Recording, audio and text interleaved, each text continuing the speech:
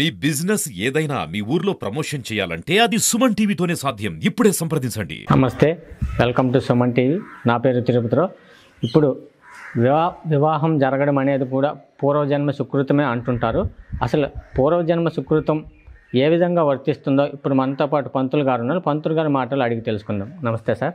నమస్తే సార్, ఇప్పుడు అందరూ వివాహం జరగడం పూర్వజన్మ సుకృతం అంటుంటారు. అసలు ఏ విధంగా వర్తిస్తుంది అది? వివాహం అని అంటే మనకు ఉన్నటువంటి యోగాల్లో వివాహాన్ని ఒక యోగంగా చెప్పుకోవాలి.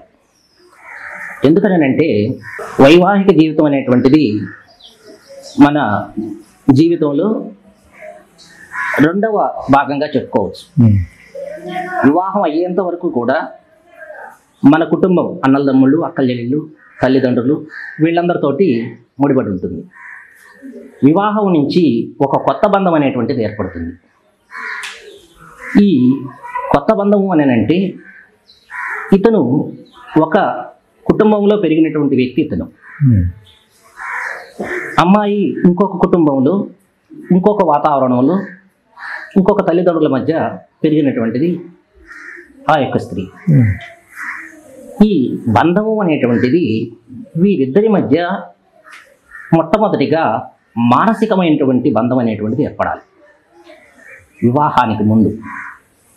ఈ మానసికమైనటువంటి బంధములో తర్వాత శారీరకమైనటువంటి బంధం ఏర్పడాలి. ఈ వివాహాలు స్వర్గంలో నిర్ణయించబడతాయి. అవి ఇక్కడ మనం అనుకునేటువంటి విధంగా మనము ఏదో చూసాము, అమ్మాయిని చూసాము, ఈ సంబంధం కుదురుతుంది, ఆ సంబంధం కుదురుతుంది, ఏమని చేసుకుంటామని మనం అనుకోవచ్చు. కానీ అది ఆ బంధం అనేటువంటిది వాళ్ళకి రాసి పెట్టుంటేనే జరుగుతుంది. ఈ వివాహాలు 8 రకాలైనటువంటి వివాహాలు ఉన్నాయి. 8 రకాలైనటువంటి వివాహాల్లో గాంధర్వ వివాహం ఒకటి. గాంధర్వ వివాహం అంటే ఇప్పుడు మనము చూస్తూ ఉంటామే, ప్రేమించి పెళ్లి చేసుకోవడం ఇట్లాంటివన్నీ కూడా ఈ గాంధర్వ వివాహానికి వస్తాయి. తర్వాత మనము కొన్ని జాతుల్లో కనుక చూసినట్లయితే ఆటవిక జాతుల్లో వాళ్ళు రకరకాలైనటువంటి పరీక్షలు ఉంటాయి. వరుడికి పరీక్షలు పెడతారు. ఒక స్తంభాన్ని బాతేసేసి ఆ స్తంభం మీద కొబ్బరికాయ ఒకటి కడతారు. ఈ పెళ్లి కొడుకుల మొత్తాన్ని కూడా ఇచ్చేస్తూ ఉంటారు, దాంట్లో పాల్గొనాలన్నమాట. పక్కన ఉండేటువంటి వాళ్ళందరూ కూడా వాళ్ళని ఏదో ఒక రకంగా ఇబ్బందులు పెడుతూ ఉంటారు. కర్రలతో పట్టు అట్లా రకరకాలైనటువంటి ఇది ఉంటాయి అన్నమాట వాళ్ళ ఆచారాలను బట్టి. దాంట్లో నుంచి ఎవరైతే తప్పించుకొని లోపలికి వెళ్ళి ఆ పైన కొబ్బరికాయ తీసుకొస్తాడో వాడికి అమ్మాయిని వివాహం చేసుకునేటువంటి అర్హత ఉంటుంది. ఇంకా కొంతమందిలో చూసినట్లయితే ఆ స్త్రీని తీసుకువెళ్ళేసేసి వాడు కొంత కాలం పాటు ఆమెతోటి జీవనాన్ని చేసి అతనికి ఇష్టమైతే ఆమెను వివాహం చేసుకుంటాడు, లేకపోతే వదిలేసేస్తాడు.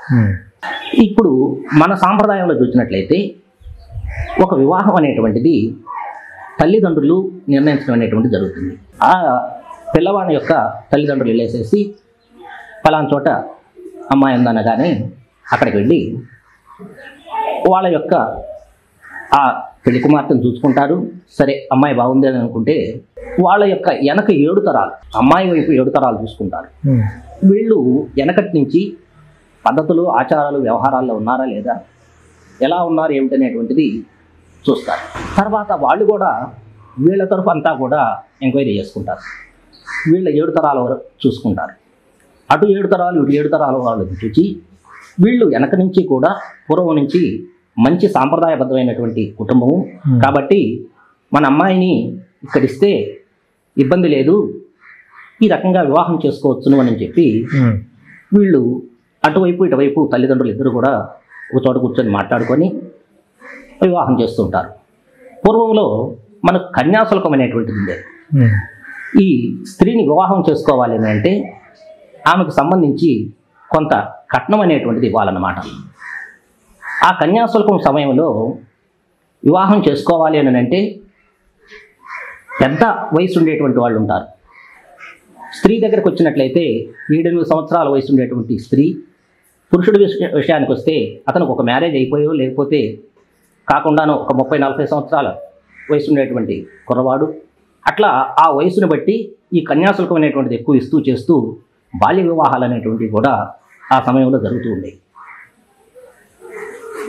అది క్రమక్రమంగా మన కందుకూరి వీరేశలింగం ద్వారా అవి ఎత్తివేయడం జరిగిందనమాట. ఆ తరువాత వివాహాలు అనేటువంటి మామూలుగా వివాహాలు వచ్చినాయి. మగపిల్లవాడికి 21 సంవత్సరాలు ఉండాలి, ఆడపిల్లకి 18 సంవత్సరాలు ఉండాలి అనేటువంటిది ప్రభుత్వం కూడా నిర్ణయం చేసేసి, ఈ 21 సంవత్సరం నిండిన తర్వాత ఇతనిలో పరిపక్వత వస్తుంది, అన్ని విధాలుగా కూడా ఇతనికి లోక జ్ఞానం అనేటువంటి తెలుస్తుంది అనేటువంటి దానికోసం ఈ సిస్టమ్ అనేటువంటిది పెట్టారు. ఆ తరువాత రాను రాను ఈ వివాహాల వ్యవస్థ అనేటువంటిది చాలా భిన్నంగా తయారవుతుంది. ప్రస్తుత పరిస్థితుల్లో చూసినట్లయితే వివాహం చేసుకోవాలి అని అంటే ముందు ఇదివరకటి కాలంలో తల్లిదండ్రులు చూచి ఎవరినైతే నిర్ణయిస్తారో వాళ్ళు పెళ్లి చేసుకోవాల్సిందే. ఆ వివాహ సమయంలోనో లేకపోతే వివాహం అయిన తర్వాతనో పెళ్లి కొడుకు పెళ్లి కూతురు చూసుకునేటువంటి వాళ్ళు అన్నమాట. కానీ ఇప్పుడు ప్రస్తుత వ్యవస్థ చూస్తున్నట్టయితే ఒక వివాహం ఒక వరుడు చేసుకోవాలి అని అంటే అతనికి సంబంధించినటువంటి అతని వివరాలన్నీ కూడా ముందుగా ఆ యొక్క స్త్రీ అన్నీ చూచి ఇతని జీతం ఎంత ఉంది, ఇతని ఫ్యామిలీ బ్యాక్గ్రౌండ్ ఎంత ఉంది, అన్ని విధాలుగా కూడా అనుకూలమేనా లేదా అనేటువంటిది తల్లిదండ్రుల కన్నా కూడా ఆ యొక్క పెళ్లి కూతురే చూసుకుంటుందన్నమాట. అయితే ఇంతవరకు ఇబ్బంది ఏం లేదు. ఇప్పుడు వస్తున్నటువంటి ఇబ్బంది అంతా ఏమిటి అని అంటే ఈ వివాహ వ్యవస్థలోనికి తల్లిదండ్రుల యొక్క ప్రవేశం అనేటువంటిది జరుగుతుంది. ఎలా అని అంటే మేము ఎప్పటి నుంచో మా అత్త మామల దగ్గర గొడ్డు చాకరీ చేస్తూ వాళ్ళు చెప్పినట్టు వింటూ చేస్తూ వస్తూ ఉన్నాము. ఈ కష్టం అనేటువంటిది నా కుమార్తెకు రాకూడదు, నా కుమార్తె చాలా సుఖంగా ఉండాలి, ఆమెకి ఈ రకమైనటువంటి క్వాలిటీస్ ఉండాలి, అబ్బాయి ఎక్కడో సిటీలో ఉద్యోగం చేస్తూ ఉండాలి, తల్లిదండ్రులతో సంబంధం ఉండకూడదు, ఈ రకంగా ఉండేటువంటి అన్ని కండిషన్స్ తోటి ఇప్పుడు వివాహాలు జరుగుతూ ఉన్నాయి. కాబట్టి ఈ వివాహాల్లో కొంత భిన్నమైనటువంటి ప్రవృత్తులు వస్తూ ఉన్నాయి. ఇంకొకటి ఏంటంటే ఇప్పుడు వివాహాలు జరగడానికి ఒక సాఫ్ట్వేర్ అనేటువంటిది మెయిన్ ప్రధానంగా జరుగుతుంది, లేదా గవర్నమెంట్ ఉద్యోగం. ఇవి లేనటువంటి వాళ్ళు ఏదైనా వృత్తి విద్యలు, ఇప్పుడు నాలాగా ఈ టెంపుల్ చేసుకునేటువంటి వాళ్ళు, లేకపోతే పురోహితం చేసేవాళ్ళు, లేకపోతే వ్యవసాయం చేసేటువంటి వాళ్ళు, ఇంకేదైనా పనులు చేసేటువంటి వాళ్ళు ఎవరైనా ఉన్నారు అని అంటే లేదండి మా అమ్మాయిని మేము ఉద్యోగస్తులకు ఇస్తాం, సాఫ్ట్వేర్లకు ఇస్తాం, లేకపోతే ఏదైనా గవర్నమెంట్ జాబ్ హోల్డర్స్కి ఇస్తామే కానీ ఈ వృత్తి చేసేటువంటి తల్లిదండ్రులు ఉన్నటువంటి వాళ్ళు కూడా ఆ వృత్తి చేసేటువంటి వాళ్ళకి ఇవ్వరు అన్నమాట.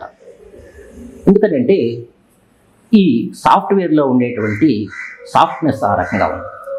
ఆ రకంగా ఇది చేసేసి అబ్బాయి ఎక్కడో జాబ్ చేస్తూ ఉంటాడు, తల్లిదండ్రులతో సంబంధం ఉండకూడదు, అన్నదమ్ములతో సంబంధం ఉండకూడదు, ఫ్యామిలీతో సంబంధం ఉండకూడదు, నా కూతురు నా అల్లుడు మాత్రమే సుఖంగా ఉండాలి అనేటువంటి ఒక ప్రపోజల్లో ప్రస్తుత వివాహాలు అనేటువంటివి చాలా ఎక్కువగా చూస్తూ ఉన్నాం. ఇప్పుడు ఎన్ని తరాల్లో చూసి చేసుకున్నా కానీ మ్యారేజెస్ అయితే ఇట్లా విడిపోతూ ఉన్నాయి. ఎందుకని స్వామి? మ్యారేజెస్ విడిపోవటం అనేటువంటిది మనం చూస్తూ ఉంటాం. పూర్వకాలంలో వివాహం చేస్తే ఈ కుటుంబానికి సంబంధించినటువంటి వాళ్ళల్లో, అంటే అపోజిషన్, అబ్బాయి అనుకోండి అమ్మాయి ఫ్యామిలీకి సంబంధించినటువంటి వాళ్ళల్లో, అమ్మాయి అనుకోండి అబ్బాయి ఫ్యామిలీకి సంబంధించినటువంటి వాళ్ళల్లో ఎవరైనా మ్యారేజ్ చేసుకొని విడిపోయినటువంటి వాళ్ళు ఎవరైనా ఉన్నారా, లేకపోతే ఏదైనా ఇబ్బందులు వచ్చి మధ్యలో వదిలేసేసినటువంటి వాళ్ళు ఉన్నారా అనేటువంటివి వెనక పుట్టుపూర్వత్రాలన్నీ కూడా చూస్తూ ఉండేవాళ్ళు. కానీ ఇప్పుడు వచ్చేటువంటి ఈ ఫాస్ట్లో కరెక్ట్గా వివాహం అయ్యేంత వరకు ఒకరి మనసు ఒకరు తెలుసుకునేటువంటి అవగాహన కానీ ఇది కానీ లేదు. ఇదివరకు వివాహం చేస్తే వివాహం జరిగిన తర్వాత సంవత్సరం పాటు వాళ్ళకి మానసికమైనటువంటి సంబంధమే కానీ శారీరకమైనటువంటి సంబంధం ఉండేది లేదు. అది రాను రాను నెలలు 16 రోజుల పండుగ అట్లా వస్తూ ఉండేది. ప్రజెంటు ఆ యొక్క ఇది కూడా చాలా ఇదైపోయిందన్నమాట. దానివల్ల మానసికంగా ఇద్దరు ఒకరినొకరు అర్థం చేసుకునేటువంటి పరిస్థితులు చాలా తక్కువ కావటం వల్ల ప్రస్తుతం ఇద్దరు ఏదైనా ఒక మాట అబ్బాయి అన్నాడు అనుకోండి, నన్ను ఎందుకు అనాలి, నేను సాఫ్ట్వేర్ జాబ్ చేస్తున్నాను, నేను నీకన్నా ఎక్కువ సంపాదిస్తున్నాను, నేను ఎందుకు ఈ రకంగా నీ మాట పడాలి అనేటువంటి ఇదిలో ఇగువలో ఇద్దరు కూడా ఒకళ్ళకొకళ్ళు ఇది కావటము, పెళ్ళైనటువంటి 1 సంవత్సరం 2 సంవత్సరాల లోపలనే విడిపోవటము, నానా రకాలైనటువంటి ఇబ్బందులు పడటం, ఇవన్నీ కూడా ప్రస్తుతం జరుగుతున్నాయి.